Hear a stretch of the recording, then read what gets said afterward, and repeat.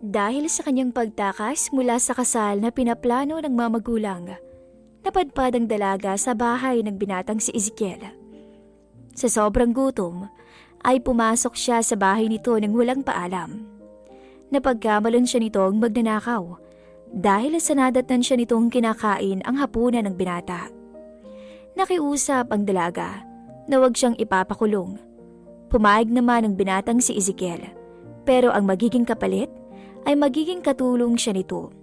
Siya ang magluluto, maglalaba at maglilinis. Pero paano naman niya yun gagawin? Gayong pagluto lang ng itlog ay hindi siya marunong. Makapagpalagayan kaya sila ng loob?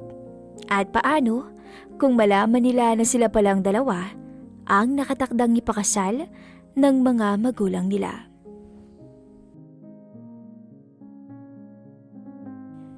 Kakagising pa lang ni Selena nang marinig niya ang katok mula sa labas ng kanyang silid. Alam niya ang kasambahay nila iyon, kaya bagya siyang tumikim para makuha nitong hindi pa muna siya magpapapasok sa loob. Iyon na kasi ang madalas niyang ginagawa, bagay na nakukuha naman ng mga kasambahay sa pagtagal ng panahon. Ngunit nang hindi ito tumigil sa kakakatok, ay doon na siya nainis at binuksan ang pinto. "Manang, how many times do I have to tell na kapag..." Hindi na niya natapos pa ang sasabihin nang makita niyang hindi ang kasambahay ang naroon, kundi ang kanyang ama. "Dad, good morning." Isa na uutal pa niyang wika. "Good morning. Kakagising mo lang?" "Yes, Dad. Why?" "Selena, nakalimutan mo na ba? May bisita tayong darating and they're on their way. Fix yourself. Nandito na sila maya-maya kaya dapat handa ka na." Doon na nasa po ng dalaga ang noo, dahil nawala naman talaga sa kanyang isip ang tungkol sa bisita nila ngayong araw. "Oh, I'm sorry, Dad. I totally forgot about it. Pwede bang dito na lang ako sa room? Usually kapag may bisita tayo, kayo lang naman ni Mom ang humaharap, right?" "This is different, Selena. Importanteng tao ang mga darating at kailangan mong magpakita." "Fine. Sige na po. Magpe-prepare na muna ako. Make it quick." "Yes, Dad." Nang maisara niya na ang pinto, ay doon na siya napairap sa mata. Ngunit dahil wala naman siyang magagawa, kaya naligo na lang siya at namili ng damit na isusuot bago naglagay ng light makeup sa mukha. "Ma'am Selena?" Rinig niyang pagtawag ng kanilang kasambahay. "Yes, Manang?" "Nandito na po ang mga bisita, Ma'am. Pinabababa na po kayo ng daddy mo." "Yes po, Manang. Pakisabi susunod na ako." Sinulyapan munang muli ni Selena ang sariling refleksyon sa salamin bago tuluyang lumabas sa kanyang silid. Pagbaba niya sa hagdan, ay nakita niya agad ang kanyang mom at daddy na kausap ang kanilang bisita. "Oh, here she is. Selena dear, come here." Pagtawag ng kanyang ina. Napati ng dalaga sa 2 taong bisita nila. Batid niyang kasing tanda lamang din ito ng kanyang mommy at daddy. "Siya na ba yun?" Tinig ng babaeng kanyang kaharap. "Yes, Mare. Selena anak. Meet Mr. and Mrs. San Agustin." "Hello po, Tito. Tita." Ngiti pa rin ni Selena sa mga to. "Hello din sa'yo, Iha. You're very pretty. Tiyak kung magugustuhan ka ng uniko iho namin. But sad to say, hindi siya nakasama now dahil may urgent meeting siya. But anyway, may next time pa naman eh." Hilaw na napangiti si Selena at tumango-tango na lamang. Nang makaupo na silang lahat, ay panay lang ang usapan ng 4 patungkol sa negosyo. Lihim tuloy siyang napapahikab dahil hindi niya alam kung ano bang purpose ng daddy niya sa pagharap niya sa bisita. Gayong alam naman ng mga to na wala siyang kainti-interes sa pagnenegosyo. Ngunit kahit na ganoon pa man, ay pinilit niya pa rin ang sarili na maupo ng tuwid bilang pagbibigay respeto sa bisitang bago sa kanyang mga mata. At habang tahimik lang siyang nakikinig sa kanyang kinauupuan, ay ganoon na lamang ang gulat niya nang marinig niya ang kanyang pangalan at ang salitang kasal. "Yes, Mare. We're looking forward to that. Sana nga lang kasama mo ang uniko iho mong si Ezekiel para naman na-meet niya na ang Selena na amin." Saad ng kanyang ama. "Wait, sorry to interrupt you guys ha, pero Ano yung narinig ko? Kasal? Sinong ikakasal? Sa wakas ay nasampitan niya. Oh, I thought alam mo na, Iha. Hindi pa ba nasasabi ng daddy at mami mo ang tungkol sa usapan ng family natin? Patungkol sa pagpapakasal mo sa anak namin. Agad na patingin si Selena sa kanyang mga magulang. Nanuoy looking guilty dahil wala naman talaga tong sinasabi sa kanya na nakaplano na pala ang pagpapakasal niya. Dad, Mom, is this true? Ako? Magpapakasal? Selena dear, calm down. Excuses na muna ha? I guess, kailangan muna naming mag-usap ng anak ko. Selena, let's go. Sabay hila sa kamay ng dalaga. Pumunta sila sa may kusina, kung saan hindi maririnig ng mga bisita ang pag-uusapan nila. Mom, what was that ha? Kindly explain. Anak, lower your voice. Nasa harap mo na nga ako. No need to shout. I can hear you loud and clear. Okay, fine. Just please enlighten me. I don't have any idea what's going on.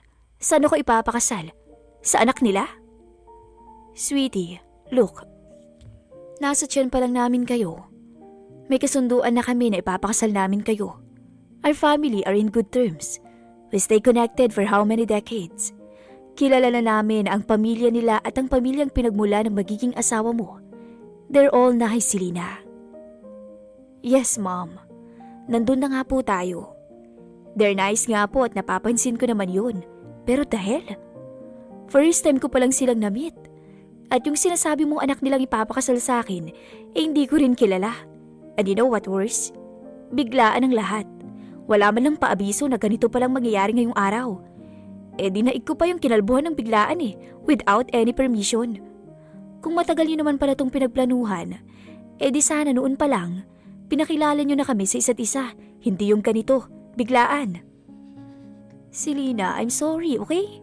Pero wala na tayong magagawa, anak. Sige, aaminin ko, kasalanan namin ng dad mo to dahil hindi ka naman namin nasabihan. Pero napag-usapan at matagal na namin tong pinagplanuhan Huwag mo naman kaming ipahiya. Isa pa, hindi ka rin magsisisi sa anak nila. No, hindi ako magpapakasal sa kahit na sino. Lalo pa sa taong di ko naman kilala at hindi ko pa nakikita. Selena, sweetie, please, don't do this to us, okay? No, Mom. Ako dapat ang magsabi sa inyo niyan. Huwag niyong gawin sa akin to. I don't deserve this. Ipagkakaluno niyo ako sa taong di ko pa nakikita. Magkikita din kayo soon, anak. Sa ngayon, busy pa raw siya. I don't care. My answer is final, and it's no. Pinalitong wika at iniwan na ang inang mag-isa. Dire-diretso si Selena sa kanyang silid, kahit pa narinig niya ang pagtawag sa kanya ng ama. Ayaw niya mang maging bastos pero hindi lang talaga siya makapaniwala na aabot sila sa ganung punto. Naglock siya ng pinto at doon iyak ng iyak. Wala siyang ibang mapagsabihan kundi ang kaibigan niyang si Lorraine, kaya ito kaagad ang kanyang tinawagan. Hello girl, ano? Beach time na ba?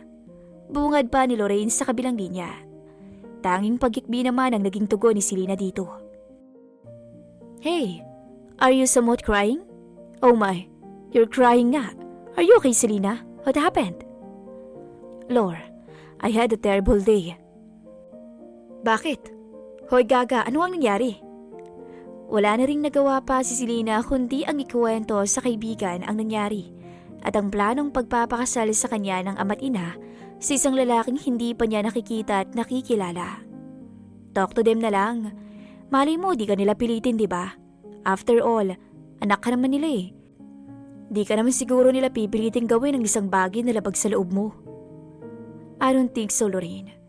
Kanina nga sinabi ni Mami na wag ko daw silang ipahiya. Hindi pa nga nila ako pinupuntahan dito sa room ko I'm sure todo explain pa sila sa mga bisita nila.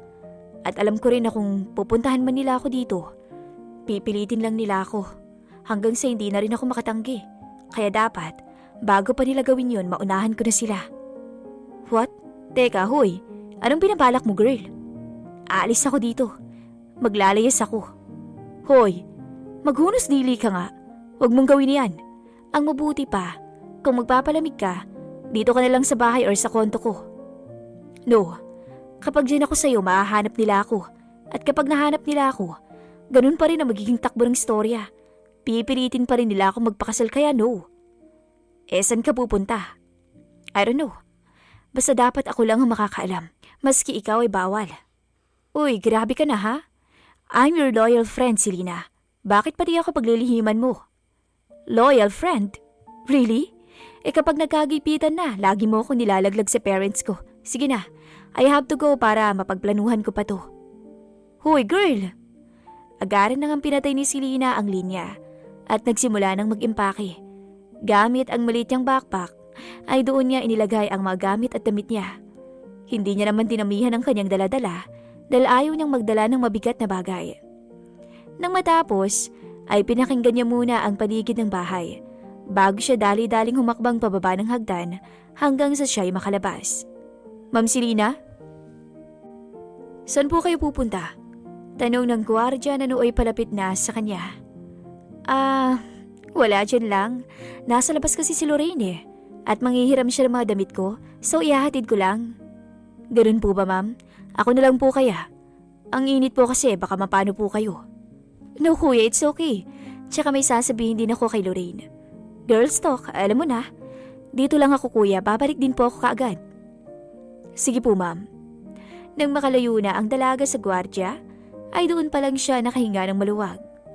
Paglabas niya ng gate, ay para siyang presong nakatakas dahil sa tawa. Nang makakita naman ng tricycle, ay madalian niya tong pinahinto. Kuya, sa terminal po ako. Terminal lang bus po, ma'am? Opo, nakangiti pa niyang wika. Habang nasa biyahe sila, ay agad hinanap ni Selena ang kanyang pitaka. Pero ganoon na lamang ang panlalaki ng kanyang mga mata nang mapagtantong hindi niya pala naipasok ang pitaka sa bag na dala. Maski ang kanyang cellphone ay wala din doon. Oh my gosh, this can't be. Bakit ho, ma'am? Usyoso pa ng driver. Kuya, naiwan ko po kasi yung wallet ko eh. Sa narinig ay doon na inihinto ng driver ang tricycle na minamaneho. Ma'am, pinaglolo ko niyo ba ako? Lumang modus na yan eh. Kunwari nawawalang pitaka o hindi nadala. Pero ang totoo, gusto lang makasakay ng libre. Kuya, no. Hindi. Maliho ang iniisip ninyo. Naiwan ko po talaga yung wallet ko. Pati cellphone ko naiwan ko din. Napailing ang driver. Talakala niya nambubudol ang dalagang kanyang sakay. Ang mabuti pa, bumaba ka na dito sa tricycle ko. Sinasayang mo yung oras at gasolina ko eh. Kuya, hindi pwede. Hindi ko alam kung nasaan ako. Hindi ako sanay sa lugar na to. Ihatid mo na lang ako pabalik sa kung saan mo ako nakita kanina. I'll pay you double. Nako, wag mo akong binubudol ha. Bumaba ka na nga. Baba! Wala nang nagawa pa si Selena kundi ang bumaba. Pag-alis ng tricycle ay doon na siya napaiyak. Pinagmamasdan niya pa lang ang paligid ay hindi niya na alam kung nasaan siya. Oh God, is this my karma? Am I too pasaway? Did I deserve this? Pambihira naman kasi naiiyak niyang wika. At dahil ayaw niyang abutan ng gabi doon, ay nagpa siyang maglakad-lakad para makahanap siya ng bahay at makikitawag siya para matawagan ang kanyang kaibigang si Lorraine. Ngunit kung ilang oras na siyang naglalakad ay hindi niya na alam. Nangangalay na ang kanyang paa at gutom na siya. Sabayan pa rin tirik na araw, kaya mas lalo siyang napagod. Nang mga sandaling yun ay isa lang ang nasa isip niya. Nagsisisi siya na naglayas siya dahil tila natikman niya agad ang kanyang karma. Medyo madilim na ang paligid, pero patuloy pa rin siya sa paglalakad. Hanggang sa may makita siyang isang bahay na nakabukas pa ang gate. May tao kaya dito? Tao po! Tao po! Pagsigaw niya habang dahan-dahang pumapasok sa loob. Hindi masyadong kalakihan ang bahay, pero magara. Para lang itong bahay pasyalan na kapag gusto mong mapag-isa o makaiwas sa realidad ay doon ka tutungo kaagad. Tao po? Hindi na nga natuloy pa ni Selena ang sasabihin nang marinig niya ang sumisigaw ng tiyan na kanina pa nag-aalboruto. Madilim ang loob ng bahay, kaya sinimulan niyang pihitin ang seradura.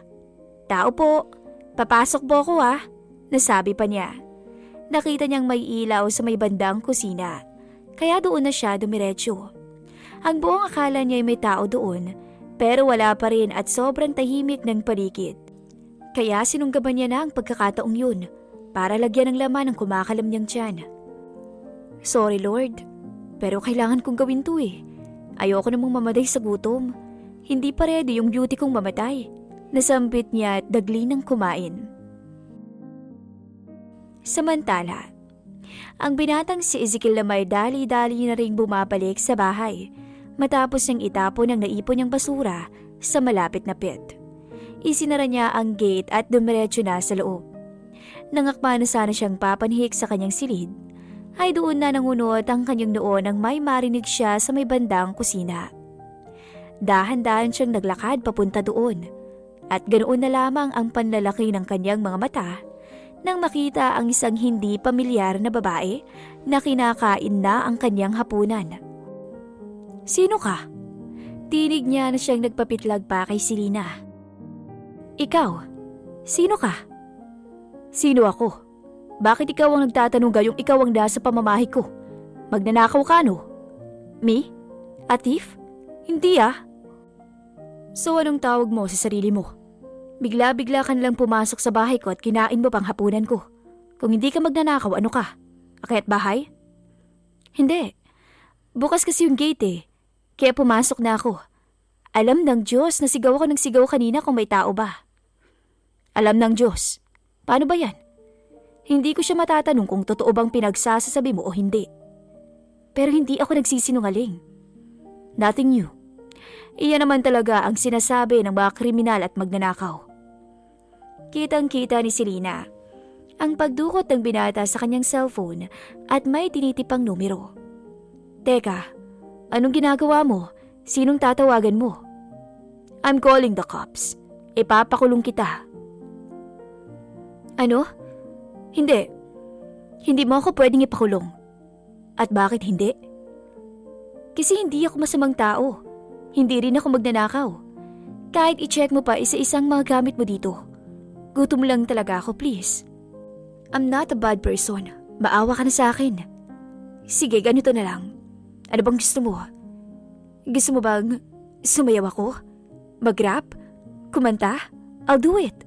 Huwag mo lang akong ipapakulong.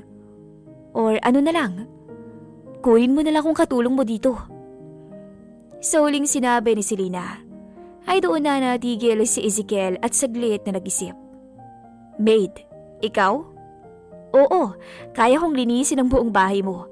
Kaya kong magluto, maghugas, maglaba. Lahat kaya ko. At kahit wag mo na akong pasahurin. Basta't libre lang ako sa pagkain at dito ako makikituloy, please. Saglit pa ang nag-isip ang binata hanggang sa tumango siya. Okay, walang sahod ha? Ikaw ang nagsabi niyan. Yes po sir. Okay then, what's your name? Selena po sir. Ipinaliwanag naman muna ng binata ang mga terms and condition, lalo na ang mga kakailanganing gawin ng dalaga habang wala siya. Tumango-tango naman si Selena. Kahit ang totoo ay wala siyang naiintindihan sa mga pinagsasabi nito. Maski ang mga sinabi niyang marunong siya sa lahat ng gawain ay kasinungalingan lamang. Kinabukasan, nagising si Selena sa may hinang tapik ni Ezekiel sa kanyang balikat. Nang magmulat siya ay mukha agad ng binata ang kanyang nakita kaya siya napangiti. Ang gwapo naman. What? Sa naging tugon nito ay doon na siya bumalik sa kanyang diwa. Ang buong akala niya ay nananaginip lamang siya pero hindi pala. Sir, good morning po. Bakit po kayo nandito? It's already 8 in the morning, Selena. Buti at wala akong urgent meeting ngayon. Paano kung meron? Ako pa ba ang magpe-prepare ng pagkain? Maid ka dito, hindi ba? You insisted kaya gawin mo ang trabaho mo. Opo, sir. Pasensya na po talaga. Babangon na po ako at magluluto. Ano po bang gusto niyong ulam? Anything. May mga stock sa fridge. Kung ano ang gusto mong lutuin, cook it right away. Tumango naman si Selena bilang tugon at nag-ayos muna bago pumunta sa kusina para magluto. Diyos ko, ano kayang lulutuin ko? At paano ko naman gagawin yun? Kinakabahan itong tanong sa sarili. Habang si Ezekiel naman natatawa na lamang, habang pinagmamasdan ang dalagang kanina pa parang may kalaban sa kusina. Mula sa living room, ay narinig niya kasi ang pagsigaw nito sa tuwing tumatalasik ang mantika. Nang matapos ay tinawag na rin siya ni Todd, muli na naman siyang natawa dahil isang simpleng sunny side up egg lang naman ang niluto nito, pero naabutan pa ng ilang minuto. Medyo sunog din ang puti noon. At nang matikman niya ay doon na siya napaubo dahil sa sobrang alat. "Sir, okay lang po ba kayo? Heto po, tubig." "Ang alat." "Maalat po? Maalat pong itlog mo, sir? Maalat po ba yung itlog na niluto ko? Pero, kaunting asin lang naman po yung nilagay ko dyan eh." "Konti. O baka naman isang kutsara. Magkakasakit ako sa nito eh." Sorry po talaga, sir. Eto na lang pong tosino ang..." Hindi na itinuloy pa ng dalaga ang pagsasalita. Nang makitang wala na rin kakainin pa ang amo sa tosino dahil sunog na yon. "Next time, kapag nagluluto ka, hinaan mo lang ang apoy para hindi masunog. No need to rush." "Opo, sir. Sorry po talaga." "It's okay. Basta sa susunod, gawin mo ng maayos ang mga trabaho mo dito. Buti na lang talaga wala akong isasahod sa'yo. Dahil kung meron, pinaalis na kita." "Opo, sorry po talaga, sir." "Sige na, sa office na ako kakain. Maglinis ka dito. Laban mo ang mga damit ko doon sa laundry basket ko sa kwarto, okay?" "Okay po, sir. Saan po ba yung laundry room nyo dito? Para maset ko na po yung washing machine." "Sira ang washing machine. Kailangan mong kamayin ang paglalaba." "Kakamayin ko po?" "Bakit? Hindi ka ba sanay? Akala ko ba kaya mong gawin lahat ng gawain dito sa bahay? Bakit ngayon parang nabigla ka?" "Si sir talaga oh. Bakit? Bawal na po bang mabigla? Siyempre naman po kaya ko. Magkakamay po ako ngayon. Kaya ko pong paputiin yung mga damit mo. Kahit di kolor, kayang-kaya ko pong paputiin." Natawa si Ezekiel sa tinura ng dalaga, pero pinigilan na lamang niya ang sarili. Nang makaalis na siya sa bahay, ay dumiretso na siya sa kanyang opisina.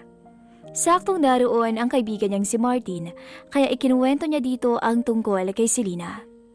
"There's something about her, dude. Para siyang hindi sanay sa mga gawaing bahay. O baka naman spoiled hanggang sa lumaki Ezekiel, kaya walang alam sa mga simpleng gawain. Maybe, tiyak kung aalis din siya. Walang sahod eh. Kakaiba. Ano kayang plano ng babaeng yan? Anyway, dude, kumusta na nga pala yung pakikipag-meet mo sa babaeng nakatakdang ikasal sa'yo? Maganda ba? Sinadya talaga kitang puntahan dito para itanong yan. Hindi ka rin halatang chismoso, no?" "Well, I haven't met her pa, pare. Habang nasa biyahe kasi kami papunta sa bahay nila, may call akong natanggap and it's urgent, kaya lumiko ako. Sinabihan ko na lang sina mom na next time na lang ako makikipagkita, pero mamaya, pupunta ako kina mom at makikibalita." "Interesado ka talaga sa kanya, no?" "Of course not. Hindi ako magkaka-interes sa mga babaeng hindi ko pa nakikita. Pero dahil sila mom na ang nag-decide, I don't have a choice, pare. Wala naman talaga siyang ibang pagpipilian dahil ayaw niyang tanggihan ang mga magulang."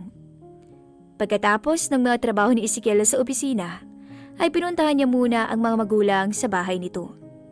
Pagdating ay agad siyang sinalubong ng ina. "Good thing you're here, anak. How's your work?" "Okay naman po, ma'am. When daw po tayo babalik ulit doon kila tito? Hindi na kasi hectic ang schedule ko eh." "Wala pang balita, iho eh. We're still waiting for their call. Ang sabi nila kakausapin ng muna nilang anak nila. Noong pumunta kasi kami doon, hindi pa pala alam nung unika iha nila ang kasal ninyo. Kaya ayun, malamang binibigyan muna nila ng enough time to think. We can't blame her naman." "I see. Basta tawagin nyo na lamang po ako, ma'am, okay?" "No worries, son. Wait, why are you in a hurry? May pupuntahan ka ba after dito?" "No, mom. Sa bahay na po ako dediretso." "Son, your chill house is way too far from your office. Bakit hindi ka na lang dito sa bahay or sa kondo mo?" "Mom, I need to be alone sometimes. Isa pa, kapag ikakasal na ako sa anak ni Tito, I bet kahit gusto ko mapag-isa hindi na pwede. I understand your point, anak. Sige na. Mag-iingat ka, ha? I'll call you na lang. Hinalikan na muna ni Ezekiel ang ina sa noo at niyakap bago umalis. Bumili na rin muna siya ng ulam para hindi na makapagluto si Selena ng para sa hapunan. Eksaktong 6:30 ay dumating na siya sa bahay at narinig niya na naman ang mga tili ng dalaga sa kusina, bagay na nagpangiti sa kanya. Huwag mo nang ituloy ang niluluto mo. Bumili na ako ng ulam. Paimula niya. Oh, nandiyan na po pala kayo, sir. Magbibihis pa po ba kayo o... Agad na napasigaw si Selena nang talasikan siya ng mantika sa kamay. Dali-dali namang pinatay ng binata ang apoy at tiningnan ng kamay ni Selena. Pero maliban sa talasik ng mantika na nakita niya, ay may mga sugat din to sa mga daliri. What's this? Saan mo to nakuha? Huwag mo nang hawakan, sir. Masakit pa eh. Napano nga to? Sa paglalaba ko kanina. Oh jeez. Hindi ka nga talaga sanay ano. Saan ka ba talaga galing? Bakit mo naman kasi ini-insist na maging katulong ko dito, gayong wala ka naman palang alam at di ka sanay?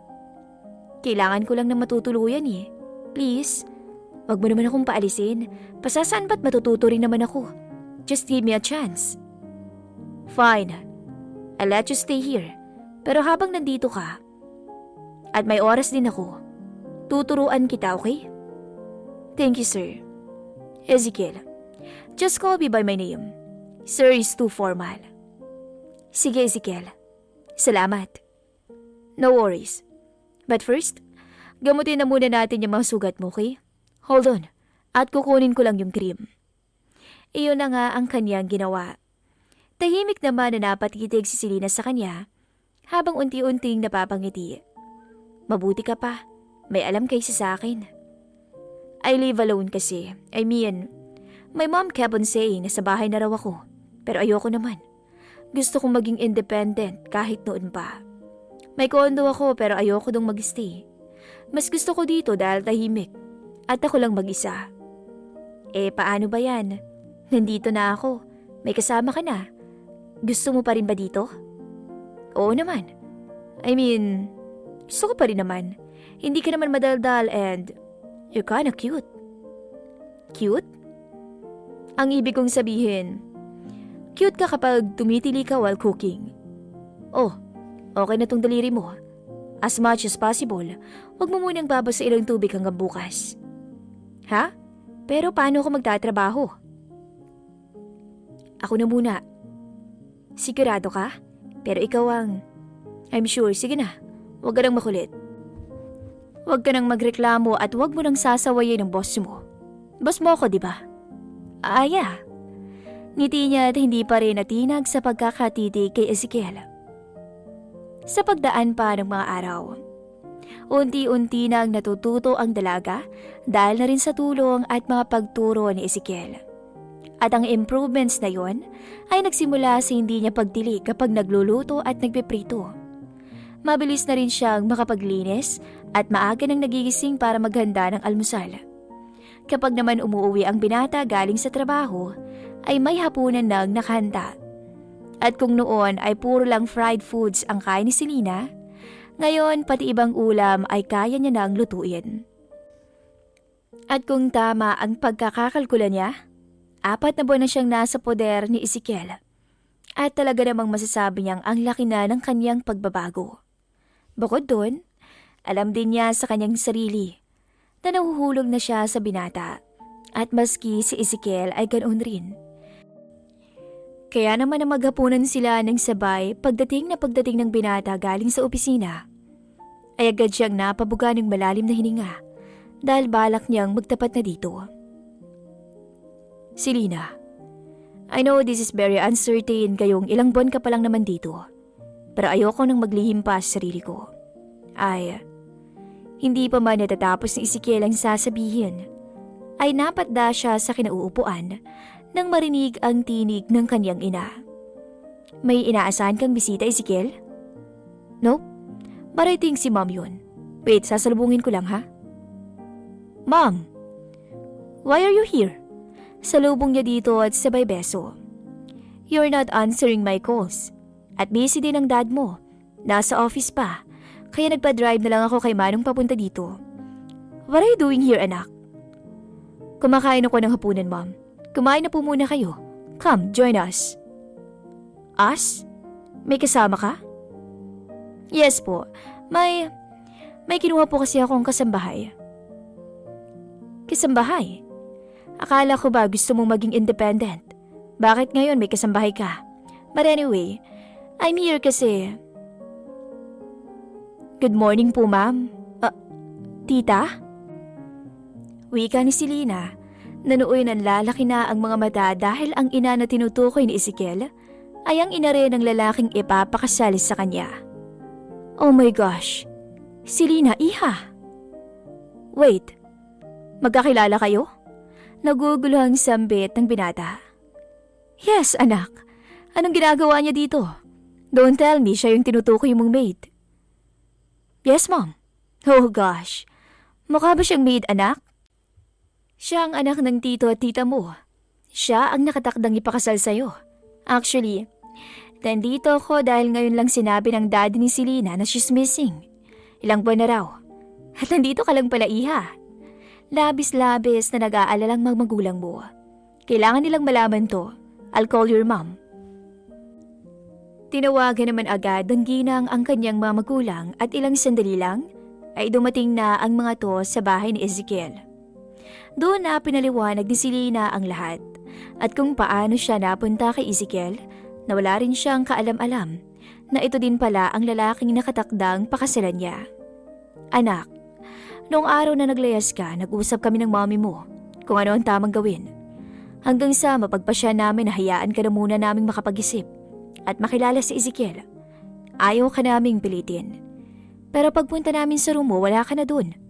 Akala namin babalik ka dahil naiwan mo yung phone mo at wallet mo sa kama. Pero nung 2 araw ka nang hindi umuwi, doon na kami nag-alala. Hindi lang namin sinabi sa mga magulang ni Ezekiel ang pagkawala mo dahil wala naman silang responsibility sa'yo eh. Sorry anak. Kung pinilit ka namin. Mahabang litanya ng kanyang mga magulang. I'm sorry to dad. Mom, tita, tito. Alam kong mali po ako pero at some point, parang naging tama pa pala yung desisyon ko. Dahil napunta ako kay Ezekiel. Naging maid niya nga ako pero hindi ko yun pinagsisisihan. Dahil habang nasa poder niya ako, ang dami kong natutunan at nakilala ko rin po siya. Kaya nga, Ezekiel iho, salamat sa pag-aalaga mo sa anak ko. Ngayon Selena anak, pangako, hindi ka na namin pipilitin ng mommy mo. No dad, it's okay. Ang totoo nga po niyan, sa pananatili ko po dito sa poder ni Ezekiel, mas nakilala ko po siya. Natutuwa pa nga po ko nung malaman kong siya pala yung nakatakdang ipakasal sa akin. Ngiti niya habang nakatingin sa binata. Puno ng hindi inaasahang pangyayari ang nangyari sa buong gabing yun. At nang makapag-usap nang sila lang dalawa si Ezekiel at Selena, ay magkahawa kamay pa sila. Hindi ko talaga inaasahan na ikaw pala yung lalaking dahilan ng pagtakas ko. Tinakasan kita, pero sa'yo pa rin pala ako patungo. Ngiti ni Selena. Maski ako din, pero glad at ikaw din pala yun. Alam mo, ang sasabihin ko sana kanina na hindi natuloy ay ang salitang, gusto kita. At mahal na nga yata kita I love you, Selena. I really do. Pero I'm not rushing things Kaya diligawan pa rin kita ng formal kahit alam kong ikakasal rin naman tayo. Yun ay kung papayag ka. Oo naman, payag na payag ako. Simula nga ay naligaw na si Ezekiel sa dalaga. Mahal din naman ni Selena ang binata, pero hindi niya muna sinabi kaagad. Balak niyang sabihin yon kapag umabot na ng 1 buwan ang panliligaw nito sa kanya. Bagay na nangyari naman, kaya ganoon na lamang ang tuwa ni Ezekiel nang marinig mula sa bibig ni Selena na mahal din siya nito. Pangako, Selena, hindi kita sasaktan at gagawin ko ang lahat mapasaya ka lang. Ezekiel, hindi mo kailangang gawin ang lahat dahil presensya mo pa lang at pagmamahal mo. Masaya na ako. Mahal na mahal kita. my soon-to-be husband. And I love you more, my soon-to-be wife. Sabay siil ng halik sa labi ng kanyang fiancé. Makalipas ang ilang buwan, ay naganap na rin ang engrandeng kasalan ng dalawa. Maraming bisita ang nakidalo, pamilya, kaibigan, katrabaho, at kasosyo sa negosyo. Sobrang saya ng lahat, pero wala na yatang masasaya pa sa bagong kasal na harap-harapang nanumpa sa altar, na mamahalin at hindi nila iiwan ang isa't isa. You may now kiss the bride. Anunsyo ng pari na nagbigay ng malakas na hiyawan sa buong simbahan. Isang halik ang kanilang pinagsaluhan. Hudyat na ang kasal nila ay selyado na't legal sa harap ng mga taong naging saksi sa sumpaan nilang dalawa. Legal sa batas at legal sa mga mata ng Diyos. Nangako din sila sa isa't isa na kahit ilan pang anak ang ibigay ng nasa taas sa kanila, hindi sila magsasawang ibahagi ang sarili nilang kwento sa mga to, na talaga namang nakakatawa, nakakaiyak at tatak sa puso ng bawat isa. Ngayon, masaya na ang mag-asawa sa kanilang pamilya na may 4 ng miyembro. Si Selena, si Ezekiel, ang panganay nilang si Althea at ang bunsong si Joshua. The end.